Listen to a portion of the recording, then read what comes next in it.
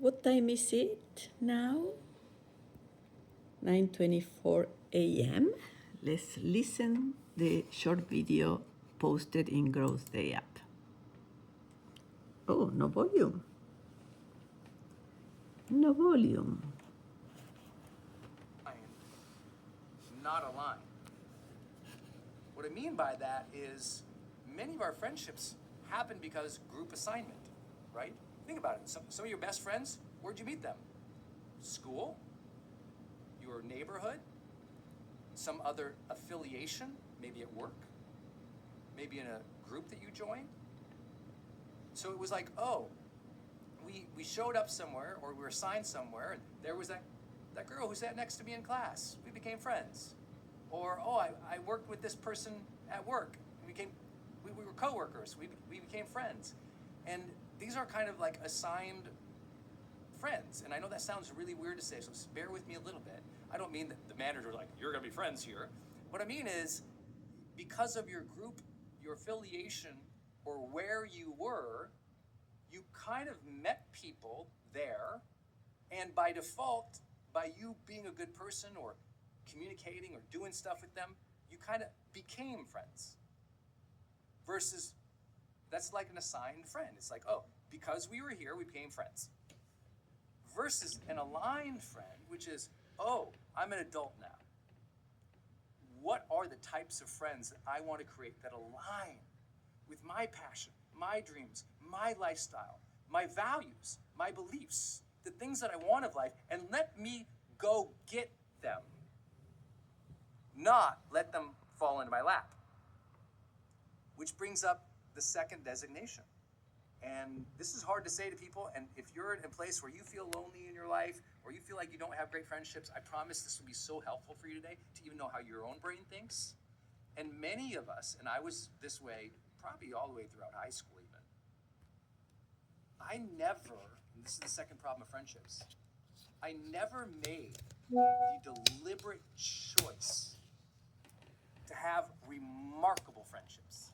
I would like you to learn to architect your ideal friendships.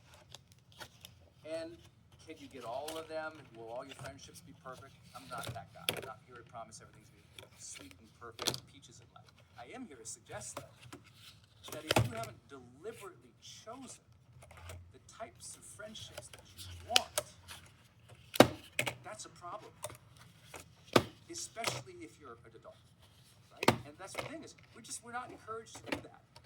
Think about how much time people were feeding your ears with the idea you had to be really thoughtful about the career you choose. How many of you ever had more people tell you more times about be so thoughtful about the school you choose, the career you choose, but no one ever said as much, be very thoughtful about the friends and the friendships that you build. And that's why we have a lot of high-achieving people who are lonely their whole life. Well, think about your career. What are you going to be one day? Very rarely. What's the type of social network you're going to build around you? What's the type of friendships you're going to architect? What are you going to be proud of in terms of your friends in the future? What do you want your friends to achieve? What do you want your friends to experience in life? Not just what they give you, but what are you going to give out too? What kind of friendship do you want to create and experience? How do you want your friends to actually interact with one another? Have you ever thought about that? We spend so much time, if you're a parent and you have two kids, you're so worried about how they interact, right? I know people who've never even thought, how do I want my friends to interact? I mean, they might think, you know what, we shouldn't put them in a room at a party because they have this history, that background. But very few people are like, I'm going to actually teach my friends how to be friends with one another. Most friends have never talked about how to be friends.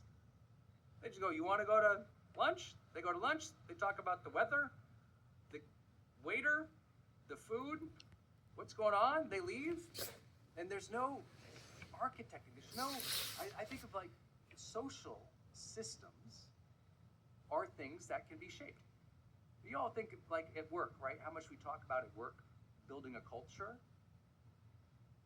More books and more people have spent time on this conversation of building culture at work and never the culture of a friendship. Isn't that weird? I don't know where along the line we lost the conversation and the desire to choose to build awesome friendships and a culture of friendship. Meaning not just friends. Most people think of, I want a friend, right? When you're in high school, you just want a friend, right? You're just like, at least I was like, can I get one? You know, it's like, you're worried about having friendships when you grow up. And usually that means you think, and we're all trained this way, especially in Western cultures. We're taught to have a friend, and we think in a very individualistic mode. I and this person are in relationship. And then you have another friend. I and this person are in relationship. And maybe you go out and you try to get them together, and we have a party. But even at the party, it's individual nodes, me, that friend, and this friend.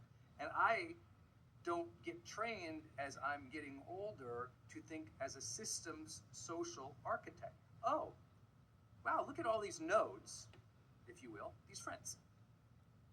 If I like each of these people and I have a relationship with each people, why don't, in some way, I weave them together and create a tapestry of friendship where I'm actually connecting the dots and creating a culture of friendship. It's like, yeah, let's create an incredible culture of friendship in our lives so we feel alive and connected and meaningful and growing all the time.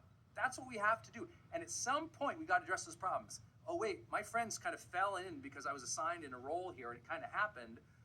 Or I'm going to align it and I'm going to choose it and I'm going to architect it. Let's architect it. Yes, with all assigned friends. Love you all. Thank you, thank you, thank you, thank you, thank you, thank you, thank you.